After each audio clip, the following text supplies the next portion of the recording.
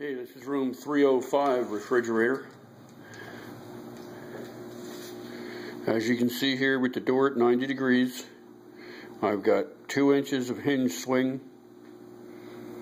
And the same as the other video on the other room, I've got just over 3 inches with the convex door. On the other side, if we switch to hinge,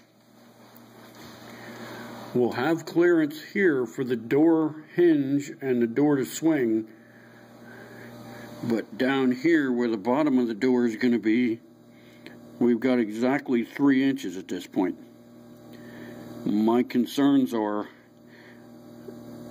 the door will come full 90 degrees, but we are going to be hitting this baseboard at 90 degrees.